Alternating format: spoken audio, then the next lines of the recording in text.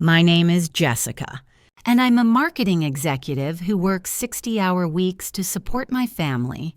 My husband David is a stay-at-home dad who takes care of our 5-year-old daughter, Emma. I thought we had a good arrangement. I earn the money. He handles domestic duties. But ever since Emma started preschool, David has gained a new companion, another parent from Emma's class named Claire Mitchell. This woman has been eating all the expensive organic food I buy for Emma, taking over my home like she owns it, and constantly criticizing my parenting to my husband. She told David that career women like me don't really care about children and don't understand nutrition. When I work late and come home exhausted, I find my dinner has been eaten and replaced with leftovers. Last night, I came home at 3 a.m. to find my husband and Claire watching movies together on my couch. That's when I realized this wasn't just friendship. My husband, David Thompson, used to be a full-time stay-at-home dad, taking care of our daughter, Emma. But ever since Emma started preschool, he's found himself a new partner in parenting, Claire Mitchell, another mom from Emma's class. Claire has been eating all the premium organic fruits I carefully select for Emma's nutrition, stuffing them into her own mouth instead. And she has the audacity to badmouth me to my own husband. These career moms really don't think about their children at all. They have no idea what's good for kids and what isn't.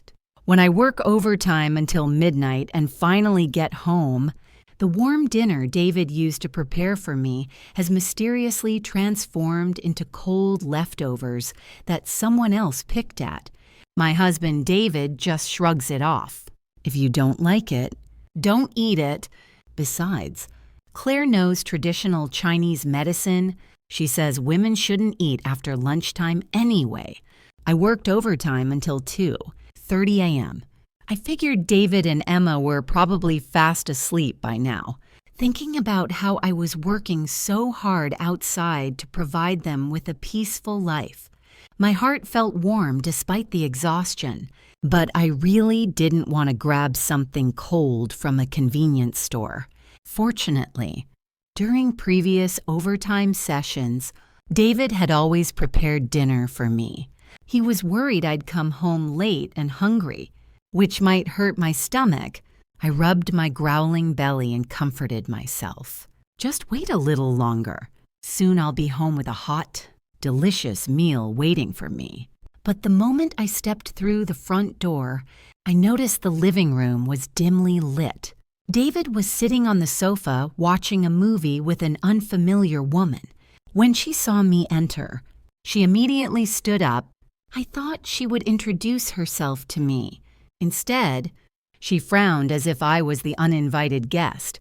She held up one finger to her lips. Shh! Keep it down. The kids just fell asleep. Don't you know how to open a door quietly? I stood there stunned, slowly looking toward David, who was still sitting on the sofa. My husband, David Thompson, held the remote control and hit pause. He muttered, "Oh, Claire, you're leaving right at the good part."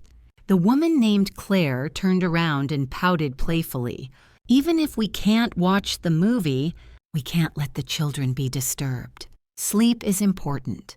If they don't sleep well, they won't grow properly. David immediately nodded as if he'd received some profound wisdom. Oh, right. I was being inconsiderate. In that moment, I felt like an outsider in my own home. I took off my shoes and looked up at the two people in front of me. Then I coldly asked David, "Who is she?" David casually gestured with his chin. "I told you about her. This is Tyler's mom, Claire. Tyler is in Emma's preschool class." I was about to take off my coat when Claire immediately stopped me. "Why don't you take your coat off outside? Adults carry the most germs. And if you bring all those viruses into the house, the children could easily get sick." Her attitude of acting like the lady of the house was already irritating me. Now she was lecturing me on how to behave. I threw my coat down on the floor.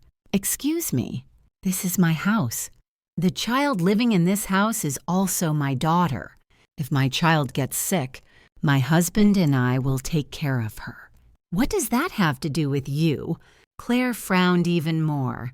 She tilted her head with a pitiful expression, looking at David. Her way of biting her lip and acting pathetic was infuriating. David looked sympathetic and stepped toward me with an air of trying to mediate. Come on. Why are you being so harsh? I've been working so hard taking care of the kids all day, and I finally have someone to chat with. You just walked in and started attacking her like a machine gun. Did you even consider my feelings? Tyler and Emma were playing together, learning English together, and they got so tired they fell asleep here. Claire thought of things you didn't think of, and you're blaming her for it. You're really being unreasonable. My heart ached.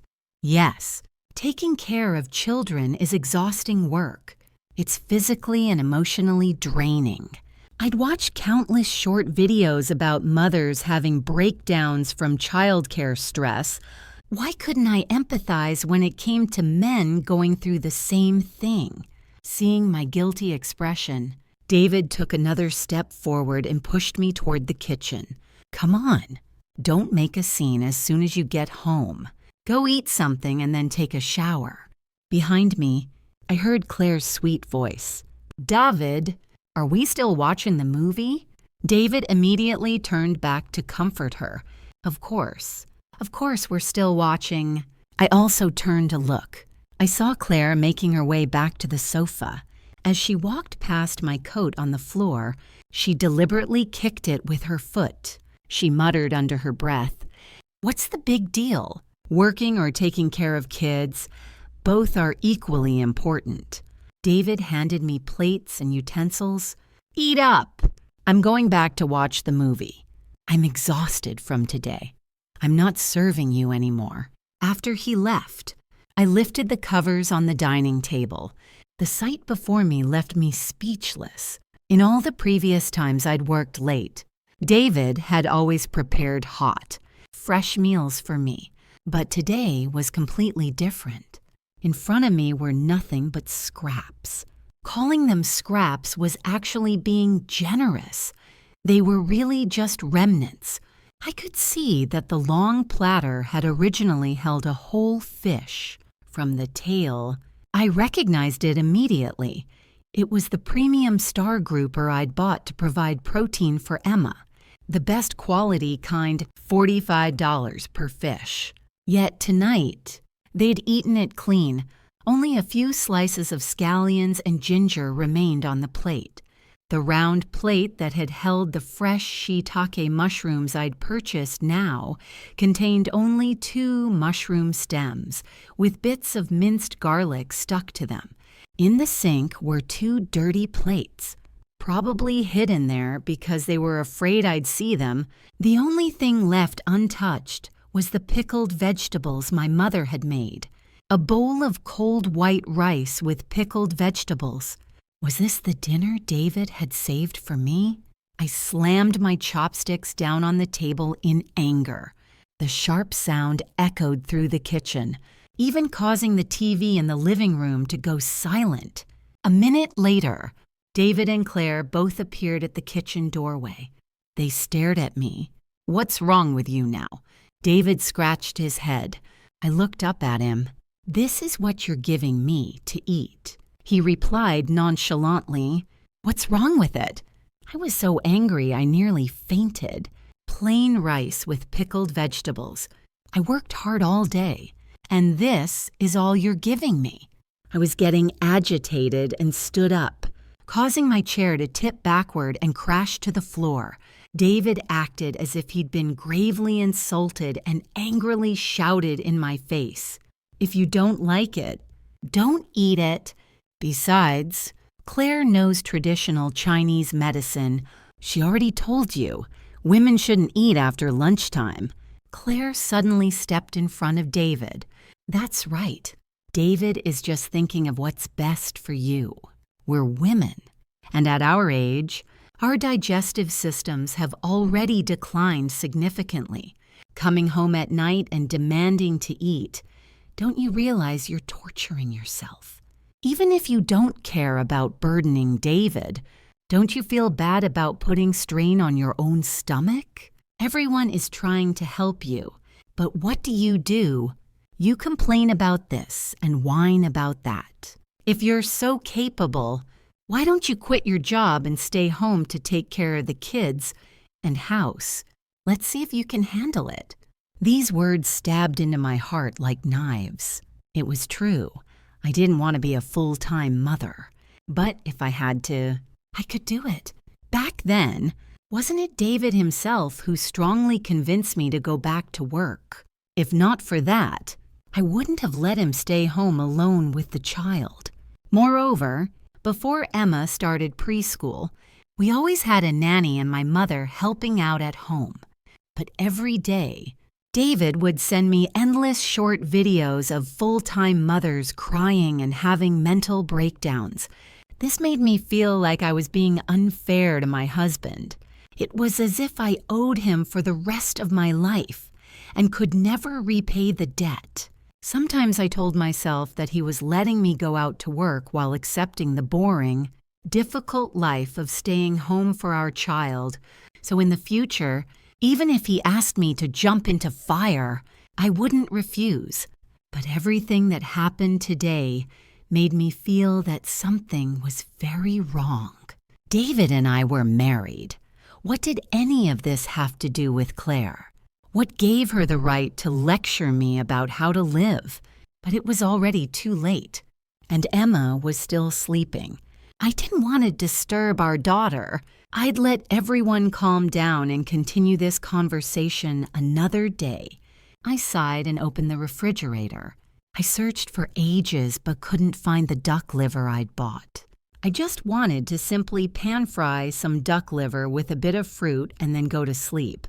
I turned to ask David, "Where did you put the duck liver I bought?" David's expression flickered, and after a moment he stammered, "Why are you eating duck liver this late at night?" I pouted. "I just want to eat exactly that." He tried to suppress his guilty look. "I've been using it to make food for Emma lately." Looking at his expression, he didn't seem to be telling the truth at all. I slammed the refrigerator door shut with a bang. Fine, then. Let me wake Emma up and ask her how much duck liver she's been eating lately. But David immediately grabbed my arm tightly, his nails digging into my skin. "Are you done making trouble?" I'd reached my limit. It was now 3 a.m. Since lunch yesterday, I hadn't eaten a single bite. 15 hours had passed. My whole body was about to collapse from hunger. I just wanted to eat a little duck liver that I'd bought with my own money, and I was being treated like I was causing trouble. Claire suddenly burst into tears, short, choppy sobs with a wronged expression. She clutched her stomach and collapsed to the floor, her whole body shaking. "Stop fighting. David, please, stop fighting. It's all my fault." I said my chewy and blood were weak and I needed nourishment. "That's why David gave me the duck liver from your house. I really didn't know you liked that dish. If I had known, I absolutely wouldn't have eaten it. Please, stop making things difficult for David. I swear, tomorrow I'll go out and find a job. Once I earn money, I'll buy the best duck liver to pay you back." Only then did David let go of my arm. He bent down to help Claire up with a pained expression.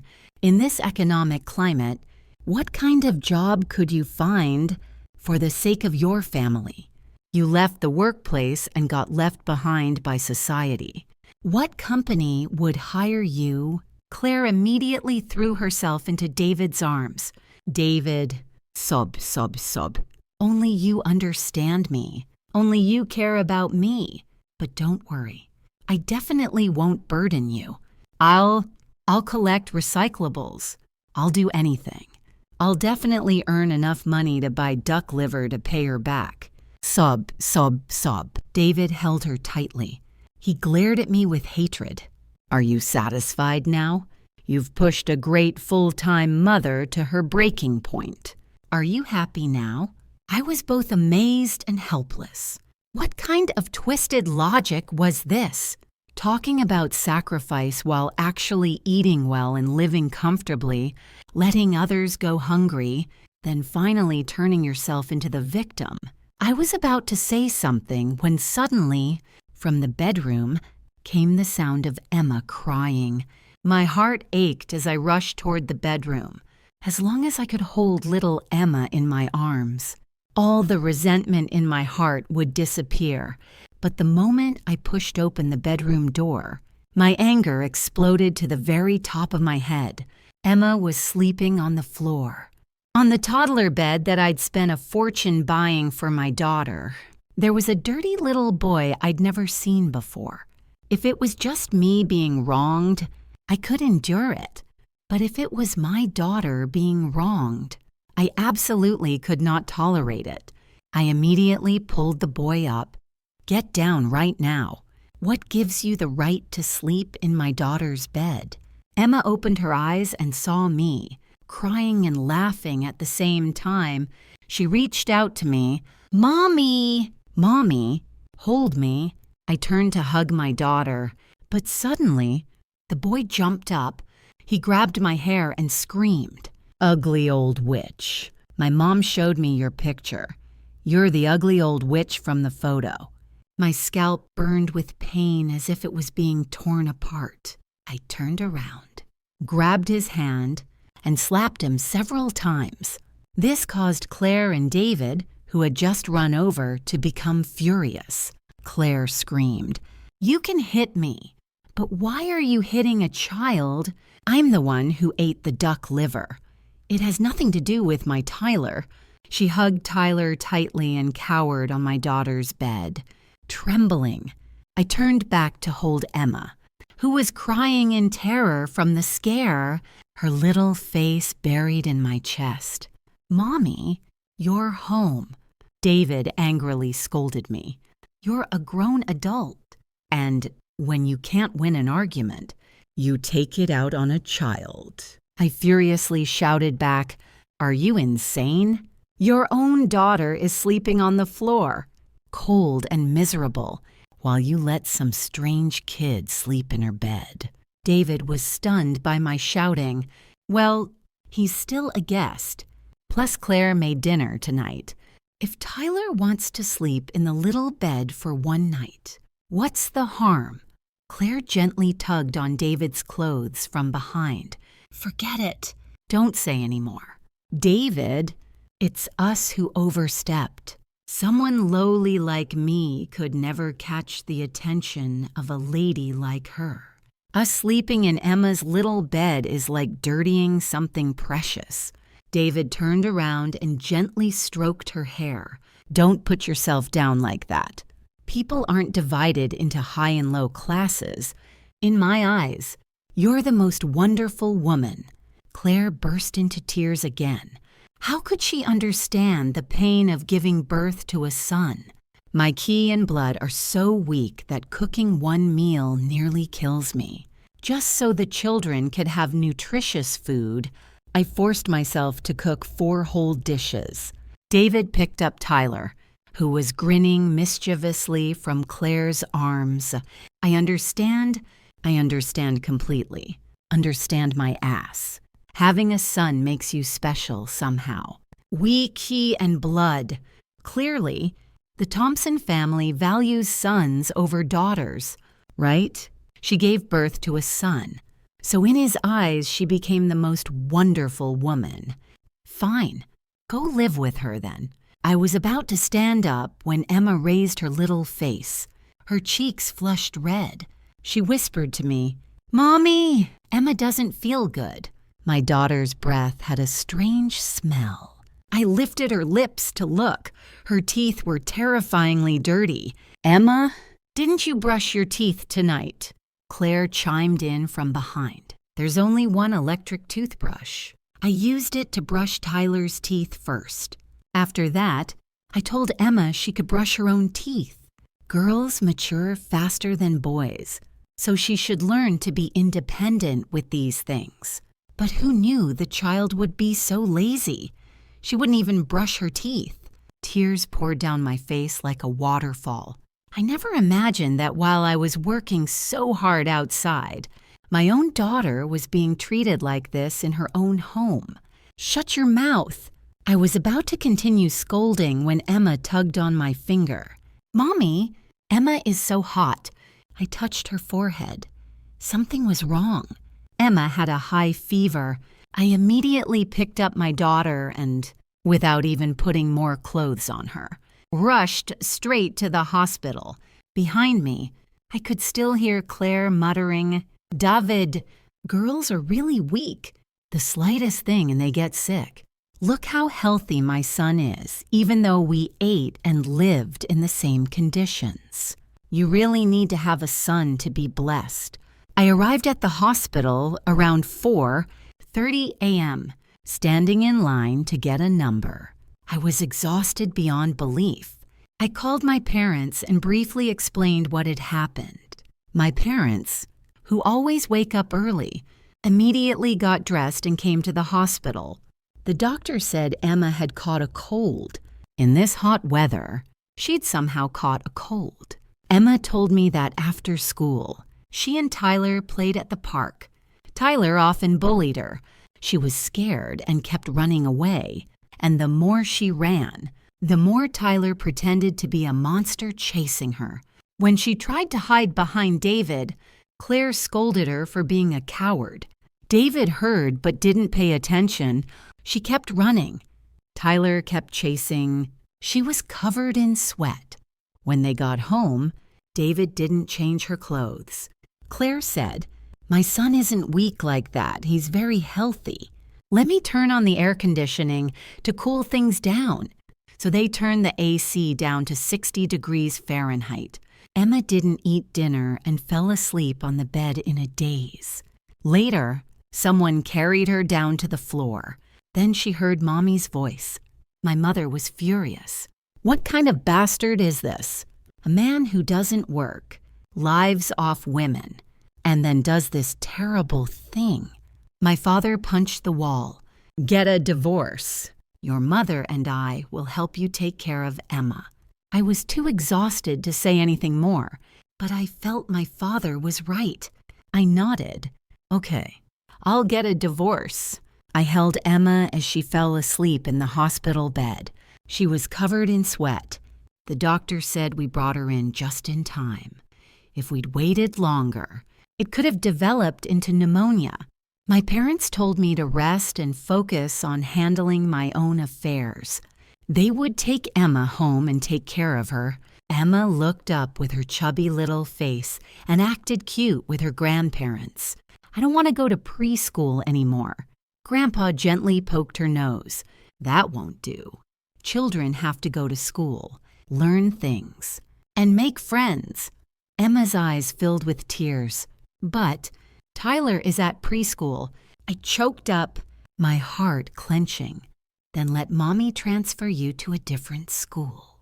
"Okay, we'll change to a different preschool." Only then did Emma smile and nod happily. "I want to go to a school with a really big playground slide, where there's no Tyler and no Tyler's mom. She always eats all of Emma's blueberries. And I don't like her. Claire and David's affair probably hadn't just started yesterday. Just thinking about it made me want to explode in rage. I wanted to punch both of those scumbags. How long had they been mistreating my Emma? How much food from my house had they consumed? I returned to my company. I had someone investigate Claire's background. Sure enough, she wasn't as simple as she appeared. Sure enough, Claire wasn't as simple as she appeared. Her real name was Claire Mitchell, and her husband Jake was a long-haul truck driver who was frequently away from home. No wonder she had no shame about getting involved with David. But I couldn't understand why she would set her sights on an unemployed freeloader like David. That is, until the investigator showed me Claire's social media accounts. When I opened them, I found a series of posts that made everything crystal clear. First post: there's a stay-at-home dad at preschool who's an absolute treasure. He's gentle, understanding, and emotionally intelligent. Most importantly, he's not some deadbeat who doesn't make money.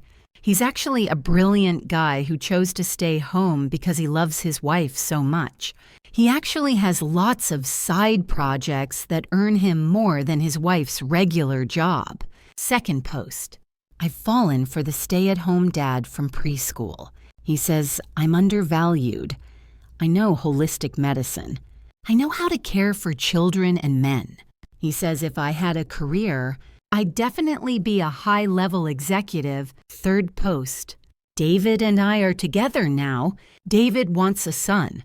Too bad that ugly wife of his can't give him one. Of course, only women who can produce sons have any real value. Women who can't are worthless. Barren women should just work and earn money for men to spend. I hope this baby I'm carrying is a boy. It has to be a boy. Fourth post: I need to let that ugly wife know I exist. I want to challenge her, show her what she's dealing with, make her back down in fear. Fifth post: the ugly wife took her daughter and left. Finally, I'm the lady of this house. I love the luxurious furniture. I love all the beautiful clothes and sparkling jewelry. It's all mine now. My hands shook so badly I could barely hold my phone, so they'd been having an affair for months. Claire's appearance in my home was all part of her calculated plan. I immediately gathered all the evidence and sent it to my lawyer. The down payment for our house had been split between David and me, but the monthly mortgage payments came entirely from my paycheck. I needed to get evidence of adultery during our marriage so I could kick him out with nothing. Looking back, it was almost laughable. Claire was targeting the material conditions in my home, wanting to claim my nest for herself. But what was so great about David, he didn't actually have any side projects at all. That was just a lie to deceive Claire and take advantage of her pregnancy. I had firmly refused to have a second child. David's mother kept pressuring us, so we developed these twisted ideas about getting someone else to give him a son. The truth was, David was fundamentally irresponsible. I only realized this after getting pregnant. After we both graduated college, we both went to work. David constantly complained about how tiring work was and said he didn't want to keep working. But because of our wedding and having a child, he forced himself to endure it. It wasn't until Emma was born that he showed his true colors. He said he'd be a full-time father because I earned enough money. Why should he have to work? I thought at the time, a father caring for his child was still better than leaving her with strangers. I naively believed that some people were born to work, while others were born to manage the household. But David wasn't good at managing a household. He was just lazy. Still, being a little lazy was fine, as long as he treated our daughter well. I'd considered divorce before, but Emma needed a complete family. Back then, we had a clear division of labor. Each person did their part, and we were both satisfied and happy. Wasn't that good enough? But I never expected that David wasn't just lazy. He was also greedy. He wanted me to support him while also wanting a son. It was truly a case of if you don't want to die, no one can kill you. He lied to Claire about having earning potential and good family conditions, all to serve his ridiculous fantasy about continuing the family line. Meanwhile, Claire thought that just getting pregnant would elevate her status overnight. Was there love between these two people? No. It was just mutual exploitation and mutual deception. And Claire was even dumber in her scheming. The lawyer said those social media posts wouldn't be easy to use as legal evidence of adultery. I was still worrying about this when Claire herself delivered the smoking gun evidence. That day at 5 p.m., I was preparing to go home to pack up my belongings. I wanted to take Emma's things and my personal items back to my parents' house. I temporarily couldn't discuss divorce yet for a simple reason. I didn't want to give David a single penny, so every step had to be taken carefully. As soon as I walked into the house, I saw my mother-in-law was there. She was happily playing with Tyler in the living room. Oh my goodness, so adorable. Boys really are the best. The moment everyone saw me come home, they immediately stopped laughing. Claire was lounging on the sofa like she owned the place. She was holding my teacup, drinking the premium white tea I'd personally selected and purchased. I walked over and snatched the cup from her hands. Then crash! I smashed it right there on the spot. David came running frantically from the kitchen. What happened? Is Claire hurt? But when he saw me, he froze and couldn't speak. Claire stood up, staring at the broken pieces on the floor, angrily stomping her feet. I'd already checked the price of that cup, over $120, and you just smashed it. My mother-in-law stepped forward and jabbed my shoulder hard. Are you crazy? Making a scene the moment you walk in, I brushed her hand away. My house, my things, I'll smash whatever I want. Then I turned and went into the bedroom. I pulled out 3 large suitcases and started stuffing all my clothes into them. Next came cosmetics, handbags, jewelry. I began collecting everything that belonged to me. Claire panicked and rushed to grab my hands. Hey, what are you doing? I grabbed her wrist and removed my jade bracelet from her arm. What am I doing? Packing my own belongings. Is that wrong? She turned to look at David standing in the doorway.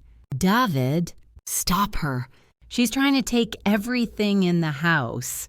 David stared at me intently, trying to figure out what I was planning. Honey, what are you doing? I smiled. Packing up to stay at my parents' house temporarily. He forced a smile. Well, you don't need to take everything like this. I tilted my head. Why not? I'm taking my own things. Is that not allowed? Should I call the police? Or would you like to call them? David's eyes became wary. What are you talking about? Your things are your things. You can do whatever you want with them. I raised an eyebrow. Good. I locked Emma's room and took all the keys with me. Everything that Claire had mentioned in her social media posts. I packed it all up and took it away. When I closed the door and left, I heard Claire's hysterical screaming behind me. Didn't you say all those things were for me? Why did you let her take everything away? My mother-in-law and David tried to console her. Don't worry. After the divorce, we'll make her give it all back. Divorce. David never actually wanted to divorce me. Just yesterday he'd texted me saying, Claire and I are just friends. Don't misunderstand. If you agree, I'll trick her into having a son for me. The baby would belong to you afterward, like you gave birth to him. This way, you wouldn't have to get pregnant, and our family would have an heir. Win-win for everyone. He was truly living in a fantasy on the surface. He was sweet-talking me while secretly deceiving Claire. What he feared most was me getting evidence of adultery during our marriage. But right then, Claire was about to hand me that evidence herself. The next day, she came to my office building, saying she wanted to talk. We met in the company lobby. I ordered a coffee. She smirked disdainfully. Must be nice when you're not pregnant. You can drink whatever you want. Unlike me, I have to avoid so many things because I'm expecting. I calmly took a sip of my coffee. It was bitter, but the aftertaste was sweet. I looked straight at her with no emotion. What do you want to say? Say it. She wiggled her shoulders and sighed dramatically. Well, you've probably figured it out by now. David and I are in love. Here it comes. This is exactly what I'd been waiting for. I asked directly. And she smiled triumphantly. So you need to get out of that house. I'm the lady of the house now. I leaned forward. Says who? Besides, David never told me what you are to him. She glared. You're just an office worker. How can you be so shameless? Do you want me to show you proof? Yes, that's exactly what I want. Hurry up and show me. I glared back, pretending not to believe her. She pulled a stack of documents from her purse. She slammed them down on the table in front of me. See for yourself. Here are my pregnancy test results. The baby in my belly is almost 3 months along. And here's the paternity test proving the relationship between my child and David. I went and had it done myself. You can't deny this. My heart was jumping for joy. This was irrefutable evidence of adultery during marriage. Even if David denied it, I could demand another paternity test. Based on the pregnancy timeline, he couldn't escape. Claire saw my silence and thought I was at a loss for words. So she lifted her chin. I advise you to divorce David quickly and get out of my house. If you don't blame me for not being polite. I'll make a scene at your company. I nodded. Fine. I agree. Claire was extremely pleased, practically floating as she walked away, but she had no idea that immediately afterward, I scheduled a meeting with my lawyer and David. I placed copies of all the documents in front of David. I tapped them with my fingertip. Take a good look. You're leaving the house with nothing. He looked at the documents, his face turning red with rage, and shouted, I don't agree. I contributed half the down payment on the house. Pay me back. I smiled. Only $300. No, he knows. I can afford to pay that back. But I'll tell Claire the truth about your finances. Do you think she'll still want to have your baby once she knows? His face grew redder and redder. This was the first time I'd seen him so angry he was choking on his words, his chest heaving. He finally compromised. Fine, I agree to leave with nothing, but I want to stay for another 6 months, to wait for Claire to give birth. Right. By then, kicking out a new mother would make for an interesting scenario. Deal? I immediately agreed. After completing the paperwork, I called a moving company to pack up my things. To fool Claire, my former mother-in-law even pulled out her last $30, so to pay me back. She claimed she was buying all the household items and furniture. Those old things weren't worth much anyway. Only Emma's little bed I absolutely refused to sell. That bed was custom-made specifically for my daughter. I came back specifically to take that bed with me. Claire stuck out her barely visible belly and said smugly, Good riddance. An old bed like that, and you still have to drag it away. When the time comes, I'll have my husband order a much better one for my son. She even held up the marriage certificate she and David had just registered. They'd gotten married just yesterday. I patted her shoulder very solemnly. Good luck. See you around. Slam. The front door closed behind me. I could still hear Claire's angry shouting from inside the house.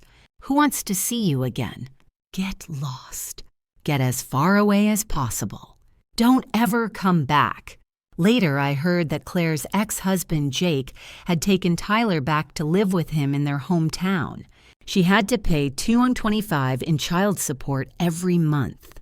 My former mother-in-law's pension was only $300 per month. She could barely feed herself, let alone support others.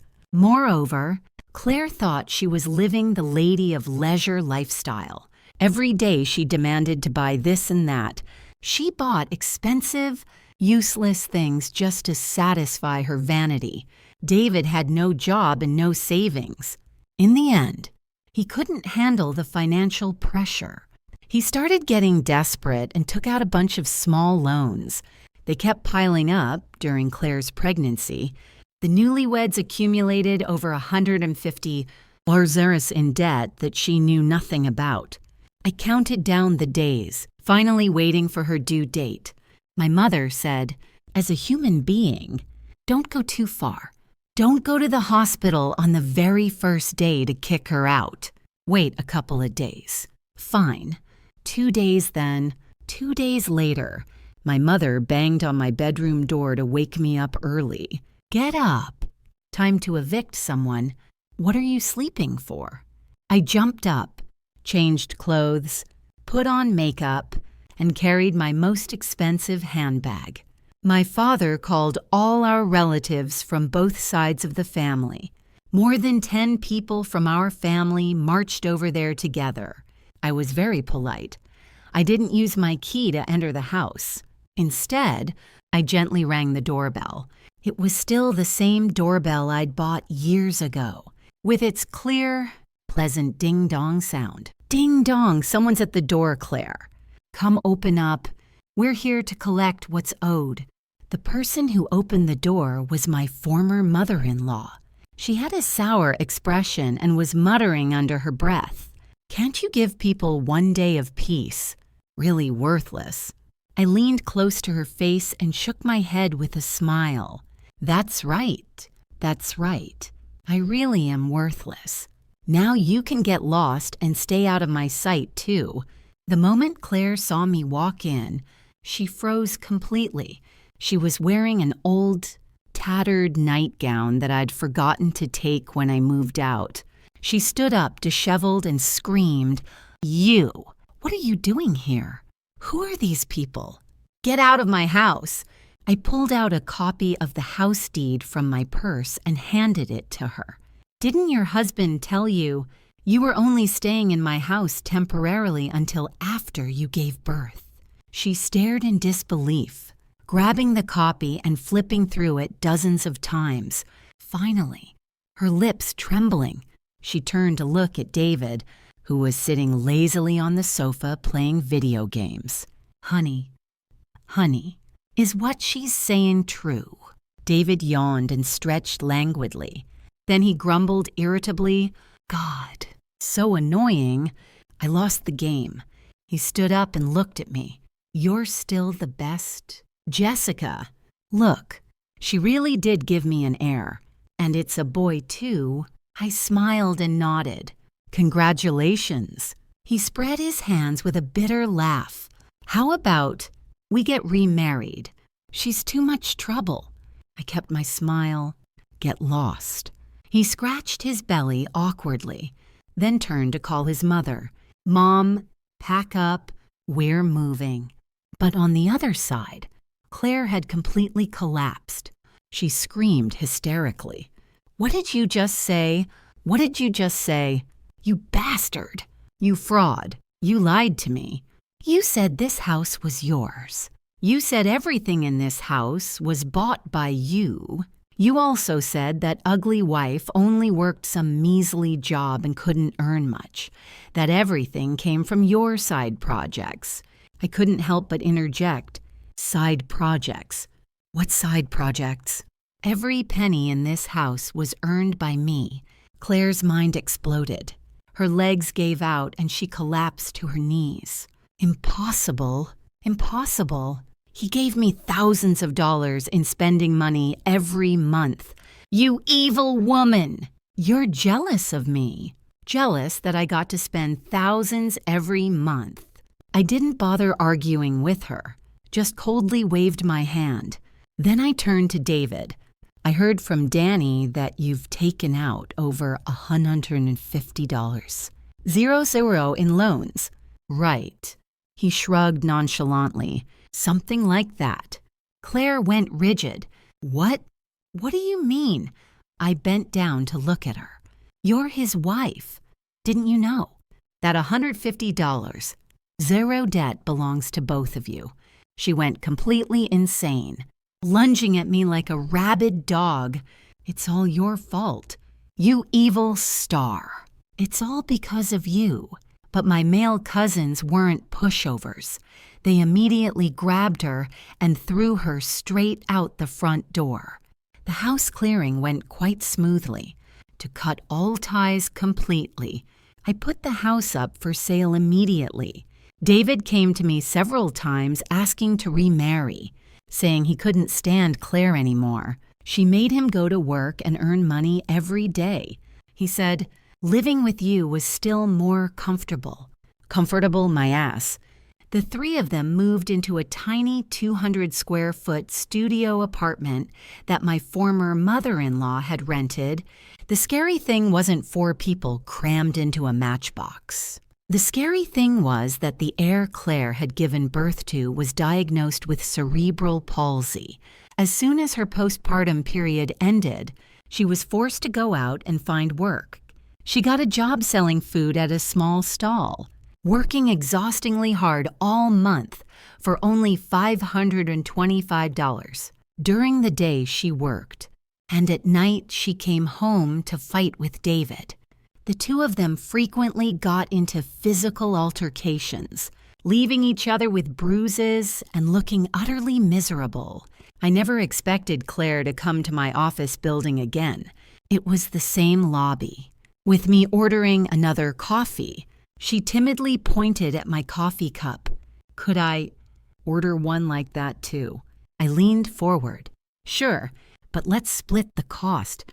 She shrank back and shook her head frantically. This time she came to form a family alliance, she said that blood-wise.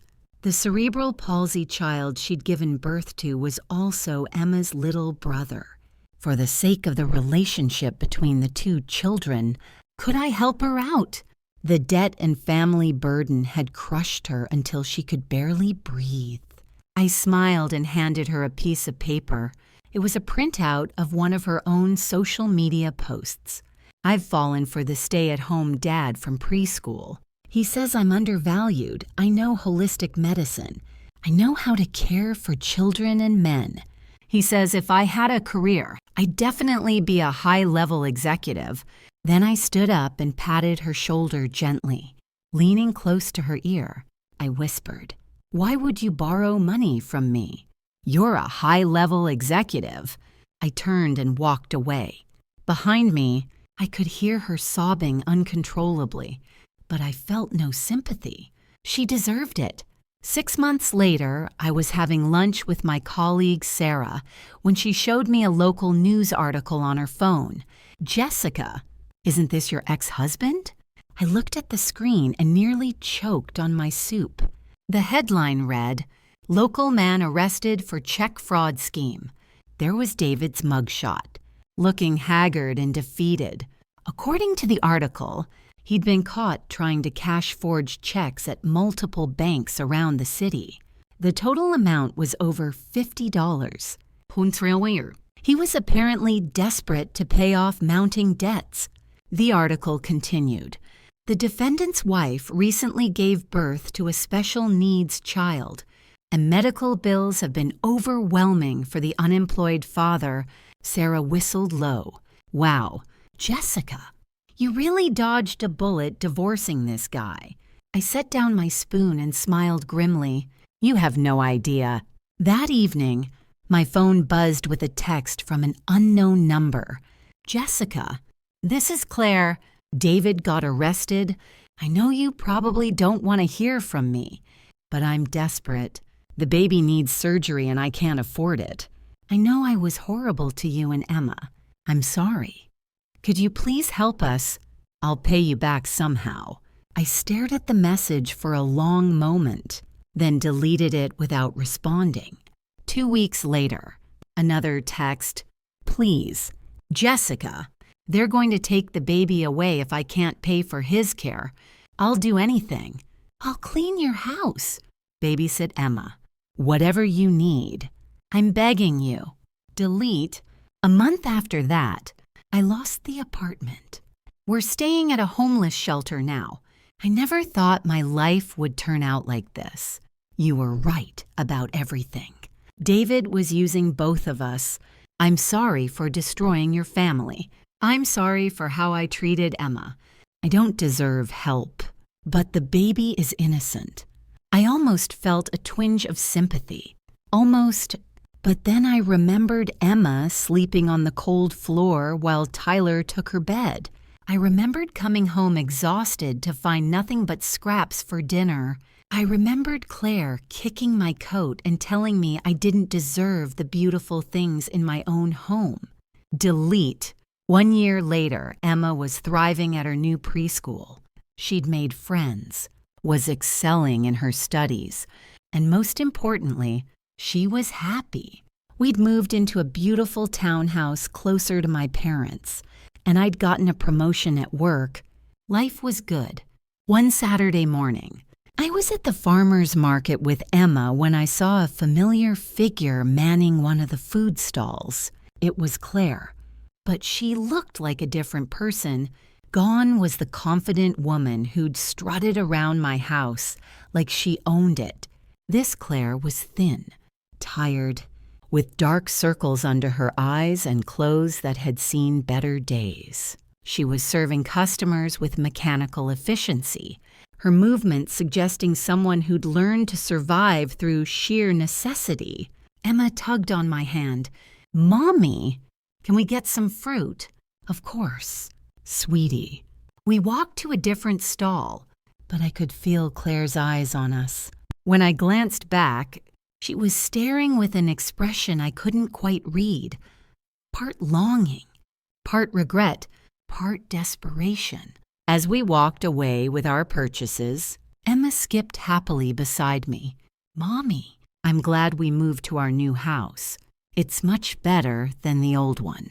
"Why's that?" "Baby, because now it's just us and Grandma and Grandpa sometimes, and nobody eats my snacks or takes my bed." I squeezed her little hand. "That's right, sweetheart. And nobody ever will again." Behind us, I heard Claire calling out prices to customers, her voice hoarse from exhaustion, but I didn't look back. Some bridges, once burned, should stay that way. 2 years later, I was cleaning out old files when I found the printed screenshots of Claire's social media posts. Reading them again, I marveled at how naive we'd all been in different ways. Claire had been naive to think she could steal someone's life without consequences. David had been naive to think he could manipulate 2 women indefinitely. And I had been naive to think that someone who truly loved me would never betray me so completely. But Emma and I had built something better from the ashes of that betrayal. She was now 7, confident and kind, with no memory of the chaos from her early childhood. As for David and Claire, I'd heard through mutual acquaintances that David had served 18 months in prison. When he got out, Claire was long gone. She'd taken their son and moved across the country to live with her sister. David was apparently living in a studio apartment, working at a fast food restaurant, and spending his evenings playing video games just like he used to. Some people never change, but some people do. I changed from a woman who tolerated disrespect to one who demanded better. Emma changed from a scared little girl sleeping on floors to a confident child who knew she was loved and protected. And that made everything we'd been through worth it. When people ask me if I ever regret how harshly I handled the situation, I tell them this: I didn't destroy David and Claire's lives. They destroyed their own lives the moment they decided to betray the people who trusted them. I just refused to let them destroy mine and Emma's in the process. Sometimes the most loving thing you can do is to say no, and mean it. The end.